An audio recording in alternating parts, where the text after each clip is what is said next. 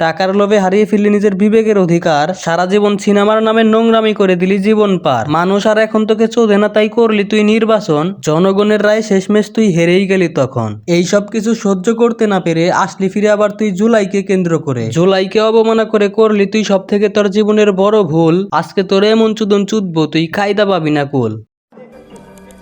I simply am not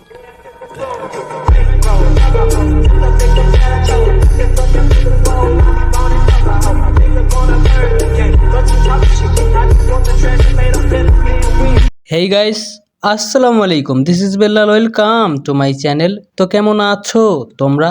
বরাবরের মতো নতুন একটা ভিডিওতে হাজির হয়ে গেলাম আমরা। আজকে আমরা কথা বলবো মাহিয়া মাগিকে নিয়ে, কারণ সে তার ফেসবুক আইডিতে একটা স্ট্যাটাস দিছে জুলাই সিডিআই। তার জুলাইকে কেন এত চুদার শখ আজকে তা আমি খুঁজে বের করব। তো চলো ভিডিওটা শুরু করা যাক। এই জুলাইয়ের কারণে এই মাগির ব্যবসা বন্ধ হয়ে গেছে গা। এখন ব্যবসা চুদাইবার না বাইরে আইছে জুলাইয়ের বিরুদ্ধে কথা কইতে। খালি এই মাগি না, আরো 2-3টা মাগি প্রায় সেম ধরনের কথাই কইতাছে। সবাই মিলে একসাথে আপারে আবার দেশে ফিরে আনতে চাইতাছে, কারণ আফা দেশে ফিরে আসলে তাকে ব্যবসা হইব চাঙ্গা, অন্যের ঘাম নিজের করতে ফেললে কামাইবো আবার টাকা। এই মাগিগো মূল উদ্দেশ্য কি জানো তোমরা? এই মাগিগো মূল উদ্দেশ্য হলো আফার মাধ্যমে তাকে পালিয়ে যাওয়া কাস্টমার সব আবার দেশে ফিরে আনা। কারণ জুলাই আফার সাথে সাথে তাকে কাস্টমারও সব পলাতো, কারণ আওয়ামী লীগের যত নেতা খেতা ছিল সব তো তাদের কাস্টমার ছিল। তাইলে চিন্তা করেন এই জুলাইয়ের মাধ্যমে তাকে কি পরিমাণে ক্ষতি হইছে। তারা এখন কাস্টমারের অভাবে আগের মতো আর জমজমাট ব্যবসাটা করতে পারে না। তাইলে কি কারণে তাকে জুলাইয়ের প্রতি এত ক্ষোভ, বুঝতে পারছেন আপনারা?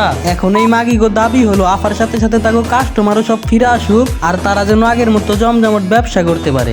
বনানী রেস্টুরেন্টে খাইতে গেছে, এই তো খাবার অভাব হয়েছে রে মাগি। না না, খাওয়ার অভাব নেই এইখানে। এই জায়গাটায় রাত্রিবেলা মানে কেউ থাকে না, এই জন্য জাস্ট একটা সিম্পল একটা মানে কথা বলে চলে যায়। আমি এখন police, TV, DSB, NSI, DGFI পাঠাইতেছি তোর খাওয়ার সব তোর রস ছুটে ফেলতে।